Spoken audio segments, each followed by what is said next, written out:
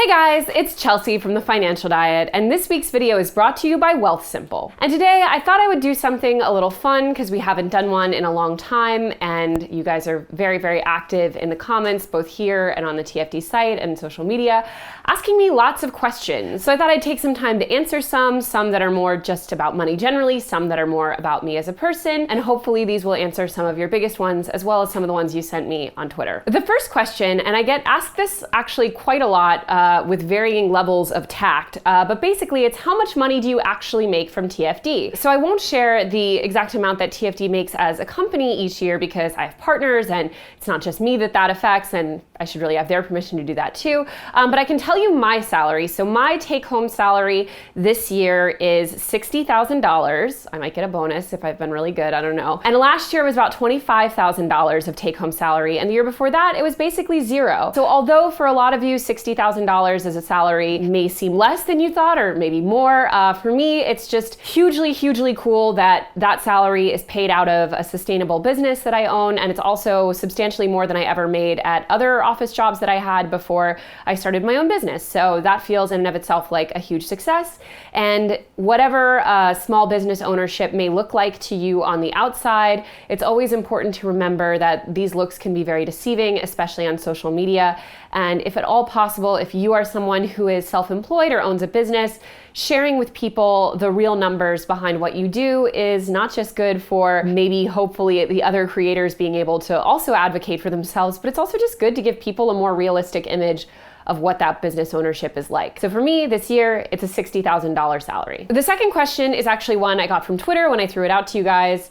And this person asks, is it better to use savings to pay down credit card debt or to maintain savings in case of emergency? So I would say personally, and not every finance person is going to agree on this, but for me, it's extremely true that if you have no emergency fund, that has to be your priority. Now, the problem is, especially with something like credit card debt, if you're only making minimum payments, that could seriously impact you in terms of interest and lead you to spend way more than you should have to pay off that credit card. So if at all possible, when saving up an emergency fund, because that should be theoretically your priority beyond anything else, you need to go into emergency mode. And that means working really hard to earn extra side money, do everything you can to not compromise those super high interest payments, while also diligently working toward having at least a couple $1,000s in the bank. Because the problem with not having an emergency fund is that literally anything that comes up unexpectedly could completely derail you, like potentially put you on the street because you can't afford to pay rent. I always look at it as not having an emergency fund is like speeding down the street without a seatbelt. Like you need to put on your seatbelt before you do anything else, but in an ideal world, you would not compromise. If I had to pick and you only had room for one, I would say make the minimum payments and at least get a $1 or $2 grand in an emergency fund before you start really more aggressively paying down that credit card. Other people might disagree, but that's just my experience. I've been without an emergency fund and it landed me in an enormous amount of trouble. So take it with a grain of salt, but that's been my experience. The next question is also from Twitter, so I'll read you guys that one. What are some steps to take after being let go from a job unexpectedly, especially with student loan debt? So unfortunately, my honest answer to this question is somewhat of a don't get in this situation scenario, in the sense that I believe everyone should always have multiple streams of income on top of that emergency fund. So A, let's hope you already in this situation have an emergency fund, and that's what emergency funds are partially for. Unexpected loss of income is an emergency, and you may need to tap into it to pay your basic bills, rent, etc. Like you're not going to be living particularly high on the hog during this time, but ideally you have that money in case this happens. So to the person who asked the previous question, like, if your credit cards are maxed out and you have no emergency fund and you lose your job, you're completely screwed. Like you need an emergency fund for this kind of thing. So assuming you have that, definitely tapping into that while you immediately get another source of income to replace it, even if it has to be a temporary gig between jobs, is definitely step one. But also in terms of avoiding this situation, I always advocate having at least 2 streams of income so that if something happens to the first one, you're not totally broke and without any income to rely on. And that could be something as simple as like picking up a weekend job or being signed up for different gig apps that you can pick up when one job goes down. And so lastly, if all else fails, I would say in the immediate, while you're looking for that new job, and you should obviously be doing that the second you lose the main one, sign yourself up for some of the apps that will allow you to pick up work on a short notice. Things like babysitting apps, dog walking apps, house sitting apps, Uber, Lyft, all that stuff that you can just kind of pick up and then let go when you maybe don't need it as much. If it's something that you're legally allowed to do, you can even get more creative with, for example, renting out your room on Airbnb and going to crash with a friend or even your parents for a month, and just figuring out ways that you can really supplement your income / reduce your costs in that immediate time. But on an emotional side, I would say the number one thing to do as someone who has been fired many times is to look at it in a lot of ways as a good thing, as a blessing, as someone doing something that you maybe didn't have the courage to do. Because chances are, if you've been negligent enough in a job to be fired with cause, now being laid off is a very different thing and can feel very unsatisfying. But if you've lost a job with cause, there's a good chance that you weren't overly enthused about that job in the first place and didn't care enough about it to treat it with the respect that it deserves, and you would probably be better suited at another job. If you did get laid off, as I said, it can be very unsatisfying, but it's important to remember that layoffs are beyond your control, and clearly if the company is laying you off, your future was probably not great there regardless. Either way, you will probably have many jobs in this lifetime, and sometimes unexpectedly having to leave one is the reason that you needed to seek out the job that was better for you. So maybe you can spin that straw into gold. I did several times. So this one I get asked all the time, especially on videos where I talk about it or articles where I talk about it, because me being bilingual is a really good thing for me earning money. It was a huge source of income for me before I got into my current career and while I was transitioning into being a writer full-time. And you know, whether you do pick up that second language and can work with that, or you're using your English skills to tutor that way, language is a really good way to make side income and also to just enormously broaden your horizons. And a lot of times you can do those jobs from home with your computer. But so the point is, this question in some form or another is, how did you learn French and can you say something in French? So to kill two birds with one stone, I'm just going to answer this question entirely in French and I'll provide subtitles for you guys. Donc pour ceux qui me demandaient de parler en français, voilà, Chelsea en train de parler français et c'est pour vous expliquer comment j'ai appris le français, enfin comment j'ai commencé. J'ai commencé assez jeune en fait, parce que j'ai la chance d'avoir plusieurs gens dans ma famille qui parlent français, qui sont francophones. Donc j'ai commencé un petit peu avec eux à faire des coups de fil en français, etc. Puis j'ai fait des cours de français quasiment toute ma vie à l'école, collège, lycée, à la fac, etc. Puis j'ai vécu 3 ans et demi en France. Et là j'ai appris... Enfin, on va dire les détails culturels. Mais voilà, et donc, si vous n'avez pas l'occasion d'aller vivre dans un pays étranger, je vous conseille de faire des meet-up, de regarder des films, écouter des podcasts, faire des choses qui t'immergent dans la langue sans y être en personne. C'est juste mes conseils, mais voilà.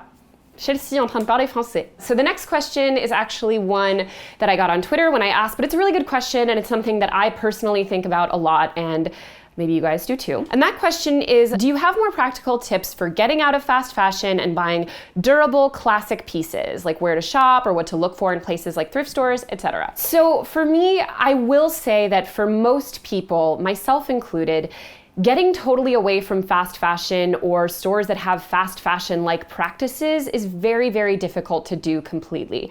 Because even though the stores that we kind of associate in our minds as being like the major culprits of fast fashion, like H&M and Forever 21, they are by far not the only companies that do it. And even a lot of the more upscale clothing retailers have a lot of practices that are very similar to those stores and environmentally and human rights-wise not good.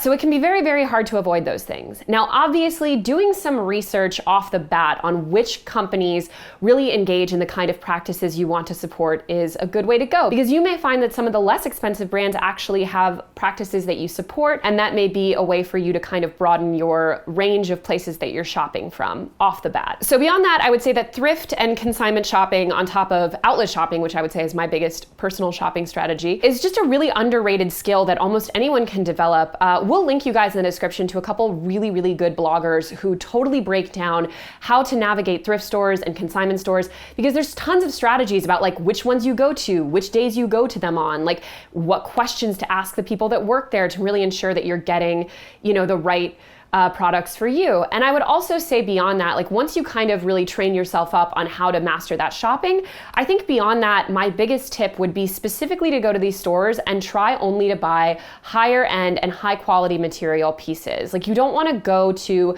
a thrift store and then just buy fast fashion pieces because it might be cute. Like you want to go there and buy nice wool sweaters that will last you for many winters, or leather boots, or wool coats, things that really can stand the test of time and are really justifying the deal that you're getting. I actually recently got a really nice leather jacket that was originally like $450. It was actually mislabeled at Marshall's and I got it for $49. But I've frequently found pieces like that. Our editor Holly actually found a $300 coat at a store for $50.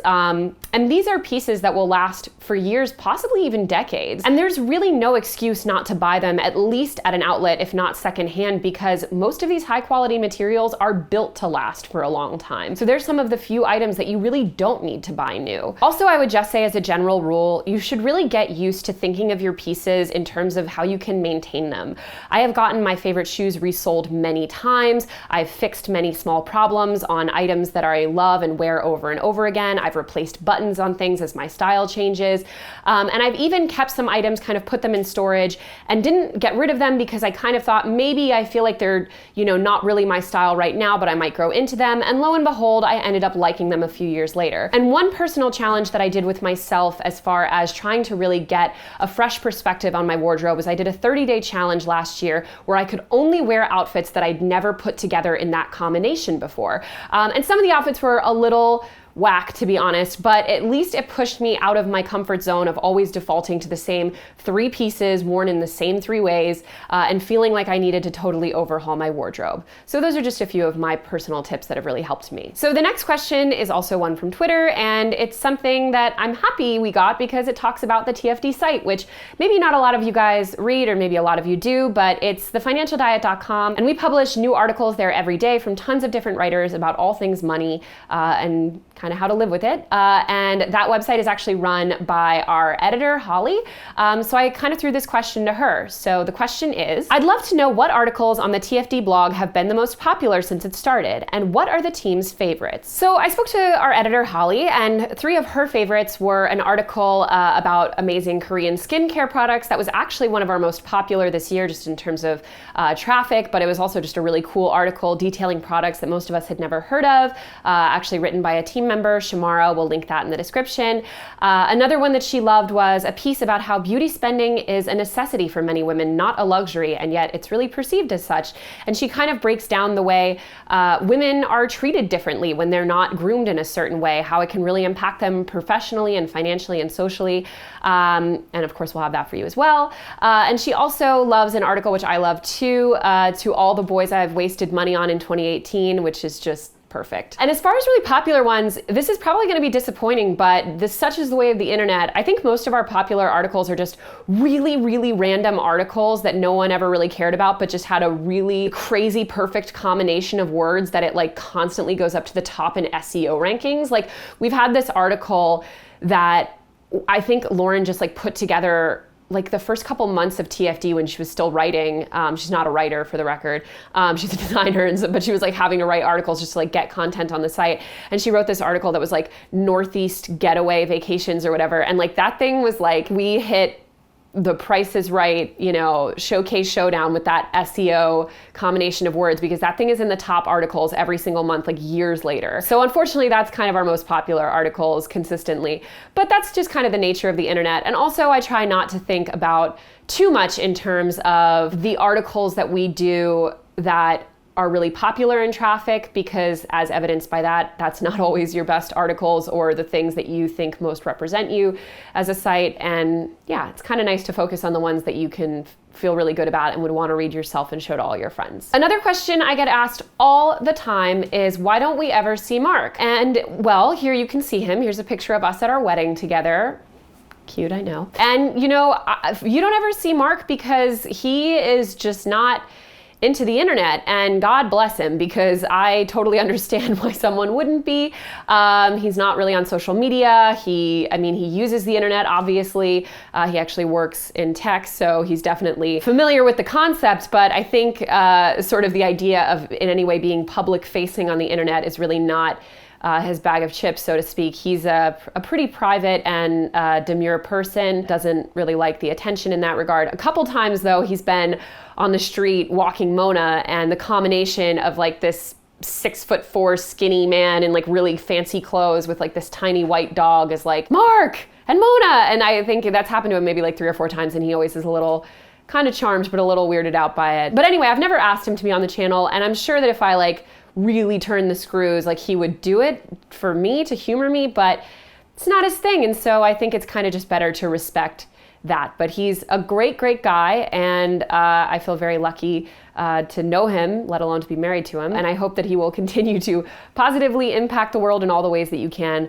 without being on social media or on YouTube. So the last question, and this is probably the question I get asked most commonly across all the platforms that I'm on, is what is the biggest piece of advice that you would give to someone who's going freelance or starting a small business? I would say the single biggest piece of advice is that whatever your product or skill or talent is that you are sort of leveraging to have this business, that is secondary to the actual skills needed to market and maintain a business. Like, let's say you're really good at photography or repairing computers or playing the trumpet or whatever it is that you want to go and do on your own. It is a much, much more relevant thing to be able to properly market yourself, properly manage the day-to-day operations, even just of being freelance. And that means like being your own boss, setting your own schedule, doing your own, finances, things like that. And obviously some of that can be outsourced. I've had an accountant since I first went freelance years ago, but a lot of it can't be. And a lot of it really comes down to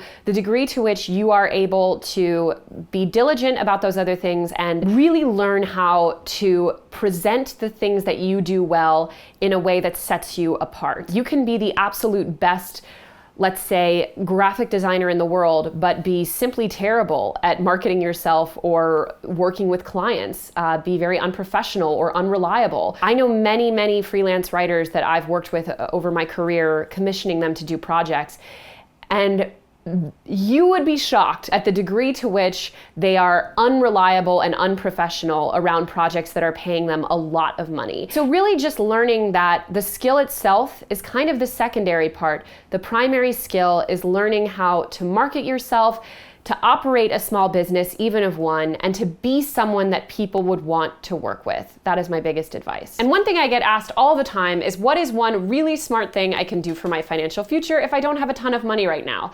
And the answer is, you can open an investment account with literally $1, and you can do that really easily at the link in our description with Wealthsimple. Wealthsimple is an online investing service that is as simple and human as it gets. They'll build you a custom portfolio to fit your personal needs, goals, and timeline. Just answer a few simple questions about your financial goals, and they'll manage it for you on autopilot. Set it, forget it, let it go to work in the background, and drown out the noise along the way. They also offer a socially responsible investing portfolio that invests in companies that support gender diversity. You can set up automatic deposits from your bank account, as well as set up a smart savings account with higher rates than big banks for your shorter term goals, your wedding, your next adventure, or that handbag you need. The fees are much lower than traditional investors, and TFD viewers get a $50 cash bonus for getting started. Check them out at wealthsimple.com/TFD or use the link in our description. You can get started with literally $1, and it only takes a few minutes. No excuses. As always, guys, thank you for watching, and don't forget to hit the subscribe button and to come back every Tuesday, Thursday, and Friday for new and awesome videos.